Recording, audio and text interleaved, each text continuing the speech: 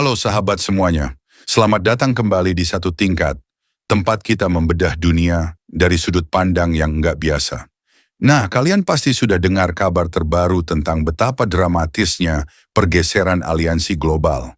Bayangkan, di tengah ketegangan perdagangan yang makin memanas, Jepang dan China kini tampak merapatkan barisan untuk melawan hukuman perdagangan yang diterapkan oleh Amerika Serikat. Ini benar-benar bisa jadi titik balik dalam dinamika ekonomi dunia. Jadi siap-siap kita kupas tuntas dari segala sudut, mulai dari akar masalah sampai kemungkinan dampaknya ke depan. Bicara soal hukuman perdagangan, Amerika memang udah lama dikenal dengan kebijakan yang bikin dunia heboh. Dari tarif baja, mobil, sampai semikonduktor, kebijakan proteksionis Trump sempat mengguncang pasar global.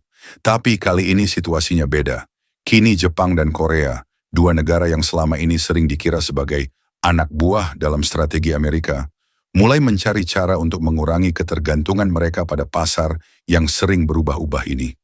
Di tengah kegalauan ekonomi dan terjangan tarif yang dirasa nggak adil, mereka mulai membuka mata dan mencari alternatif strategis. Di balik layar, kebijakan luar negeri Amerika yang selama ini dikemas seolah menjadi kekuatan mutlak, ternyata mulai menimbulkan reaksi berantai. Saat Amerika sibuk menekan negara-negara lain seperti Jerman, China, dan Rusia untuk mengikuti aturan main mereka, yang terjadi justru sebaliknya. Aliansi tak terduga mulai terbentuk. China dan Rusia, yang sebelumnya sering digambarkan sebagai rival, kini justru semakin dekat. Sementara itu, Jerman pun mulai mempertimbangkan kebijakan fiskal yang lebih independen. Semua ini jelas menunjukkan bahwa taktik Amerika untuk mempertahankan dominasinya malah membuka peluang bagi lawan-lawannya untuk bersatu. Nah, bagian paling menarik dari berita ini adalah pertemuan rahasia antara China, Jepang, dan Korea Selatan yang belakangan ini menjadi sorotan. Bayangkan, negara-negara dengan sejarah persaingan dan perbedaan yang begitu mendalam kini duduk bersama untuk membicarakan masa depan ekonomi mereka. Apa yang terjadi di balik meja perundingan itu? Bagaimana mereka bisa menemukan titik temu di tengah perbedaan yang ada? Jawabannya, mereka melihat satu hal yang sama. Ancaman dari tarif perdagangan Amerika yang makin memberatkan. Tarik ulur kebijakan perdagangan Amerika telah membuat para pelaku ekonomi di Asia merasa diperlakukan tidak adil. Dan inilah yang mendorong mereka untuk mengejar jalur kerjasama baru yang lebih menguntungkan semua pihak. Ketika kita lihat lebih dekat, perjanjian yang sedang dibicarakan ini bukan hanya soal menekan Amerika, tapi juga tentang memperkuat posisi masing-masing negara di panggung global. Jepang misalnya, selama ini telah menjadi investor terbesar di Amerika. Bayangkan, investasi Jepang mencapai triliunan dolar yang membawa keahlian teknologi, transfer pengetahuan, dan penciptaan lapangan kerja di negeri Paman Sam. Namun di sisi lain, tarif yang dikenakan Amerika justru mengancam sektor otomotif dan manufaktur Jepang. Kini, dengan bergabungnya Jepang ke dalam aliansi yang dipimpin oleh China, mereka berupaya membalik keadaan. Aliansi ini bukan sekadar reaksi, melainkan strategi matang untuk menata ulang rantai pasokan dan memaksimalkan keuntungan perdagangan bilateral. Bicara tentang dampak tarif, mari kita lihat contoh konkret di sektor otomotif dan semikonduktor. Seperti yang kita ketahui, tarif Amerika sebesar 25% pada mobil, dan komponen penting lainnya memberikan pukulan telak bagi industri otomotif Jepang dan Korea. Negara-negara ini, yang sebelumnya menikmati pasar Amerika sebagai ladang emas, kini harus berpikir ulang tentang strategi ekspor mereka. Di sisi lain China, yang selama ini dianggap sebagai musuh dagang utama, kini membuka tangan dengan menawarkan kerjasama yang menguntungkan. Di balik perdebatan sengit tentang tarif, terdapat perhitungan ekonomi yang sangat mendalam. Misalnya, ekspor barang setengah jadi dan barang modal dari Jepang ke Amerika mencapai angka yang signifikan, dan hal ini menjadi pendorong utama bagi perekonomian Jepang. Jika aliansi strategis ini berhasil, dampak positifnya tidak hanya dirasakan oleh Jepang, tapi juga oleh negara-negara lain di kawasan Asia yang memiliki exposure besar terhadap pasar Amerika. Mari kita masuk ke ranah chip dan teknologi. Industri semikonduktor global saat ini sedang berada di persimpangan jalan. Amerika, dengan ambisinya untuk mengembalikan produksi chip ke dalam negeri, telah memberlakukan tarif dan pembatasan yang sangat ketat. Hal ini membuat produsen chip dari Korea Selatan dan Jepang berada dalam posisi yang sangat genting. Mereka harus memilih antara menurunkan tarif dan mempertahankan pangsa pasar Amerika, atau beralih ke China yang menawarkan pasar besar dan kerjasama teknologi yang lebih fleksibel. Ketika kedua opsi tersebut dipertimbangkan, pilihan yang rasional sepertinya condong ke arah China, mengingat potensi pertumbuhan ekonomi yang ditawarkannya.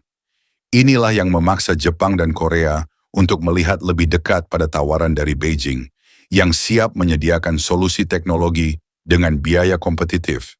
Tidak hanya itu, aspek keuangan juga memainkan peran penting dalam pergeseran aliansi ini. Negara-negara sekutu Amerika, seperti Jepang, memiliki peran strategis sebagai pemegang obligasi pemerintah Amerika. Meskipun Jepang pernah mengalami krisis mata uang, mereka masih menjadi salah satu investor terbesar dalam obligasi Treasury Amerika. Investasi ini bukan hanya soal angka, tapi juga melambangkan kepercayaan yang telah terbangun selama dekade-dekade kerja sama ekonomi. Namun kebijakan tarif Amerika yang keras justru mengancam keseimbangan ini. Dalam dunia di mana tarif menjadi senjata politik, para investor mulai menyadari bahwa mempertahankan hubungan ekonomi yang saling menguntungkan jauh lebih penting daripada sekadar memaksakan kekuasaan lewat tarif. Semua dinamika ini membuat situasi semakin kompleks dan menarik. Di satu sisi, kita melihat upaya Amerika yang gigih untuk mempertahankan kekuasaannya melalui tekanan perdagangan. Di sisi lain, negara-negara seperti Jepang, Korea, dan China mulai mengukir jalan mereka sendiri, menolak untuk terus-menerus menjadi korban kebijakan proteksionis yang merugikan. Bayangkan betapa dramatisnya adegan ketika musuh lama berubah menjadi sekutu strategis demi mempertahankan kepentingan ekonomi mereka.